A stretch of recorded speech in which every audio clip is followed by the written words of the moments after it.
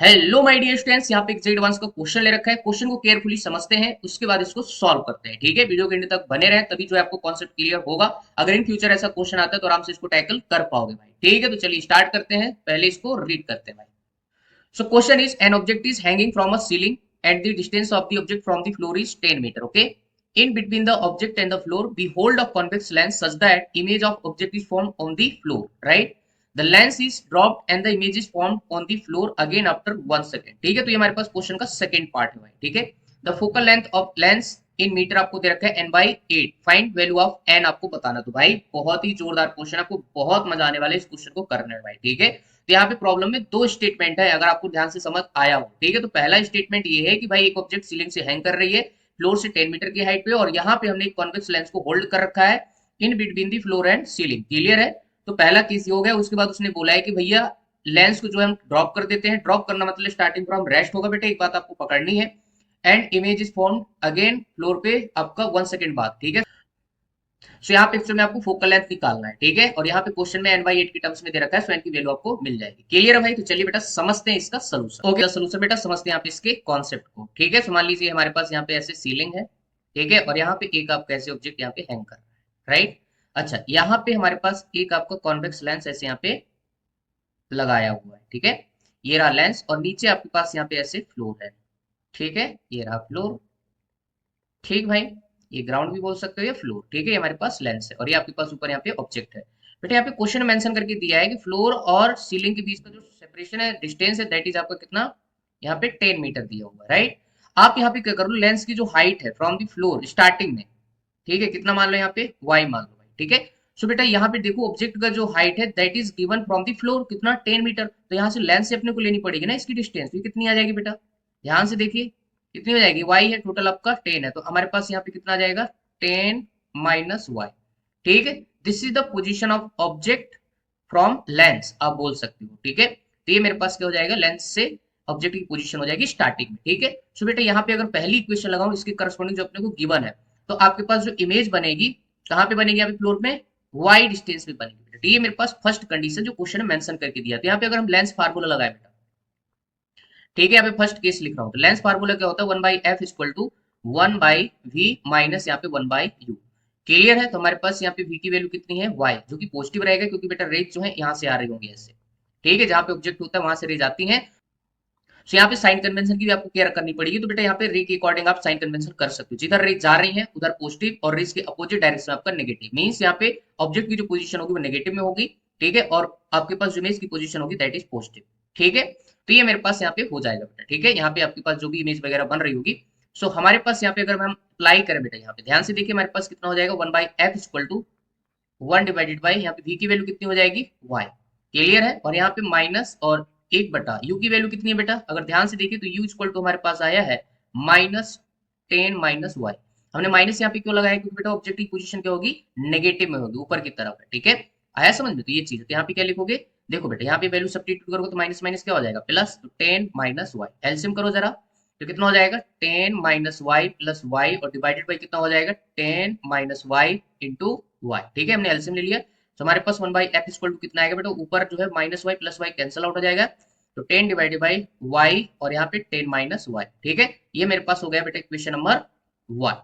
ठीक है, तो ये हमारे पास इक्वेशन नंबर 1 हो जाएगी अकॉर्डिंग टू फर्स्ट कंडीशन। अब यहाँ पे सेकंड कंडीशन में क्या बोला है बेटा, उसको भी समझ लेते हैं। सेकंड कंडीशन ये बोला है कि इस लेंस को हम क्या करते हैं, ड्रॉप कर देते हैं। ठीक है, ड्रॉप करना मतलब स्टार्टिंग रफ्तार इसकी इनिशियल वेलोसिटी क्या हो जाएगी बेटा, 0 हो जाएगी। ठीक है, सो हमें यहाँ पे निकालना पड़ेगा कि 1 सेकंड में ये जो लेंस है कितना नीचे जाएगा, तो उसके लिए हम लगाएंगे न्यूटन की second equation, S equal to UT plus आपका हाफ एटी स्क्वायर। ठीक है, तो हमारे पास ये वाला टर्म क्या हो जाएगा, 0। यहाँ से हमारे पास जो हाइट आ जाएगी भाई, कितनी आ जाएगी बेटा, ये वाला टर्म 0 हो जाएगा, 1/2। ए की वैल्यू क्या है, एक्सीलरेशन ड्यू टू ग्रेविटी बोले तो 10 रखना है, और टाइम की वैल्यू आपको 1 रख देना है। ठीक है, तो आपको जस्ट आ जाएगा आंसर 5 मीटर। ठीक है, तो लेंस जो है आपका जस्ट कितना नीचे ड्रॉप करेगा, 5 मीटर। ठीक है, तो यहाँ पे अगर मैं अगेन डायग्राम ड्रॉ करूँ तो बेटा यहाँ पे कुछ ये कंडीशन बनने वाली, समझो इधर। ठीक है, हमारे पास जो लेंस होगा उसकी लेंस की जो कंडीशन हो जाएगी कुछ आपका ये हो जाएगी। ठीक है, और आपका जो है फ्लोर नीचे, और ये आपका सीलिंग पे एज इट इज रहेगा, ऑब्जेक्ट आपका वहीं पे ऐसे रखा हुआ। ठीक है, तो बेटा अब ये जो आपका हाइट होगा ना, ये आपका y नहीं रहेगा, अब कितना हो जाएगा, y - 5 हो जाएगा। आया समझ में? क्योंकि अब नीचे घट रहा है ना y, तो कितना घटेगा, y - 5। और ये कितना हो जाएगा भाई, अब आपका ये कितना हो जाएगा, पहले कितना था आपका 10 - 5, तो अब 5 और बढ़ गया ना। पहले कितना था आपका 10 - y, तो अब 5 और बढ़ जाएगा, तो यहाँ पे 10 में आपको 5 और ऐड करना पड़ेगा, तो बोले तो 15 माइनस ये y हो जाएगा।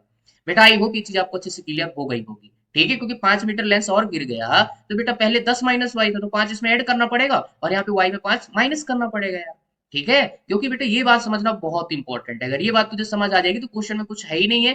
फिर से हम क्या करेंगे, लेंस का ये फार्मूला यूज करेंगे, ठीक है, दोनों इक्वेशन को कंपेयर करेंगे, फर्स्ट और सेकंड को, आपके पास यहाँ पे y की वैल्यू आ जाएगी, y की वैल्यू जैसे हमें मिल जाएगी हम यहाँ पे फोकल लेंथ निकाल लेंगे, ठीक है। तो सिंपल सा क्वेश्चन है यार, कोई बड़ी बात नहीं, तुझे समझाने में वक्त लग रहा है वरना क्वेश्चन सॉल्व करने में ज्यादा वक्त नहीं लगेगा भाई, ठीक है। क्लियर बेटा, तो फिर से अपन ये लेंस फार्मूला यूज करते हैं और यहाँ से क्या करते हैं, दूसरी इक्वेशन अपन फाइंड कर ले। तो हमारे पास 1/f इक्वल टू कितना हो जाएगा, 1/v, v कितना हो जाएगा बेटा आपका, आपका y माइनस आपका 5 हो जाएगा, और ये आपका माइनस, देखो बेटा u की वैल्यू अगेन आप कितनी हो जाएगी, माइनस का 15 माइनस y, ठीक है।